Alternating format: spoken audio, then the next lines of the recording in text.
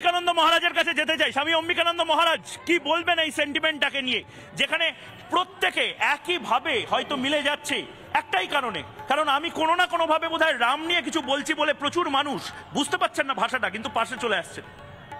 ময়ূক, আমি প্রথমে একটা কোটেশন থেকে উদ্ধৃতি দিই, দেশে শ্রীরামচন্দ্র ও মহাবীরের পুজো চালিয়ে দে দেখি। দেশটাকে এখন তুলতে হলে মহাবীরের পুজো চালাতে হবে, শক্তি পূজা চালাতে হবে, শ্রীরামচন্দ্রের পূজা ঘরে ঘরে করতে হবে, তবে তোদের এবং দেশের কল্যাণ, নতুবা উপায় নেই।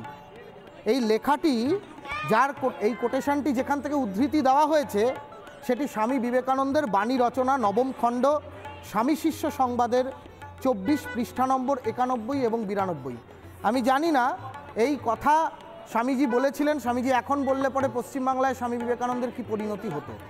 1, 2, তোমার কথা থেকে একটা বিষয় খুব সুস্পষ্ট রূপে পরিষ্কারভাবে আমরা বুঝতে পারছি। তোমার একটা প্রশ্ন বারবার ঘুরে ঘুরে আসছে এবং তুমি অযোধ্যার যারা তীর্থযাত্রী বাংলা থেকে যারা গেছে তাদের প্রত্যেককেই তুমি জিজ্ঞাসা করছো বাংলার সাথে রামের সম্পর্ক। বাংলার সাথে রামের সম্পর্ক এটাই যে শারদীয়া দুর্গা মহাপূজার ষষ্ঠীর দিনের সন্ধ্যায় যখন বিল্লবৃক্ষমূলে দেবী দুর্গার বোধন হয়, তখন সেখানে বোধন মন্ত্রের মধ্যে স্পষ্টভাবে বলা হয় ঐং রাবণস্য বধার্থায় রামস্য অনুগ্রহায় চ অকালে ব্রহ্মণা বোধ দেব্যাস্তয়ী কৃতাপুরা। অর্থাৎ রাবণকে বিনাশের জন্য রাম যেভাবে দেবী পুরাকালে তোমার আবাহন করেছিলেন, ঠিক তেমনিভাবে এই অকালে অর্থাৎ এই দক্ষিণায়ন কালে আমি এই বিল্লবৃক্ষমূলে তোমার আবাহন করছি। আজকে রাজ্যের শাসক দলেরা যে রাজনীতি করছেন, রাজ্যের শাসক দলের অনেক নেতা মন্ত্রীরা অনেক কথা বলছেন। আমি কিছুক্ষণ আগে এই চ্যানেলের মাধ্যমে শুনছিলাম ফিরহাদ ববি হাকিমের কথা। আমি চাইব তুমি একবার সেই বক্তব্যটা ববি হাকিমের তুলে ধরো রাম সম্পর্কে 22 তারিখের রাম ভক্তদের নিয়ে। তুমি তখন আমি ফিরহাদ হাকিমের যে প্রতিক্রিয়াটা সেটা একবার শুনে নিতে চাই।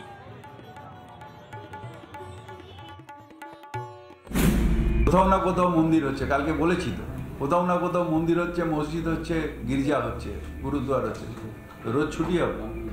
রাম মন্দির হচ্ছে, যারা করছেন তাদের ধন্যবাদ, মানে তাদের শুভেচ্ছা, কিন্তু তার জন্য ছুটি কেন? মানুষের কোনো ইন্টারেস্টই নেই, কারণ আমিও বাংলায় ঘুরি। আমি জানি না অম্বিকানন্দজি, আপনাকে আমি 30 সেকেন্ড দিচ্ছি। প্রতিদিন হয়তো মন্দির মসজিদ সব হচ্ছে, কিন্তু এই উৎসবটা প্রতিদিন হয় না, 500 বছরে একবার হয় এবং সে কারণে সর্বশক্তি দিয়ে কভারেজ করতে হয়। আমাকে ভোর 7টা থেকে রাত 11টা অবধি এখানে পড়ে থাকতে হয় এই মানুষগুলোর জন্য, এত মানুষের জন্য। ফিরহাদ হাকিমরা পালসটা কেন বুঝতে পারছেন না? ফিরহাদ ববি হাকিমরা সত্যের অপলাপ করছেন, তাদের সাম্প্রদায়িকতার রাজনীতির যে চিরাচরিত স্বভাব, সেই স্বভাব সিদ্ধ ভঙ্গি থেকে বেরোতে পারছেন না। ফিরহাদ ববি হাকিমরা চেতলা অগ্রণী সংঘের যে পূজা করেন, দুর্গা পূজা করেন, আমি জানতে চাই ববি হাকিমের সেই পূজাতে বিল্লবৃক্ষমূলে কি বোধন মন্ত্রে পূজা হয়।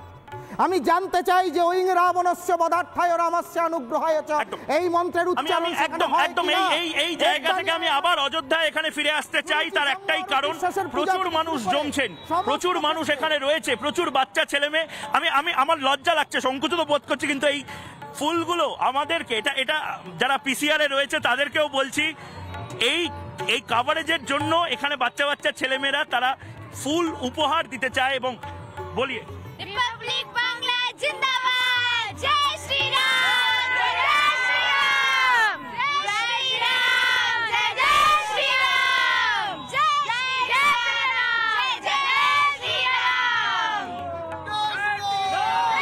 জয় শ্রীরাম, जय श्री राम। रिपब्लिक बांग्ला के तरफ से भी आप लोगों को धन्यवाद।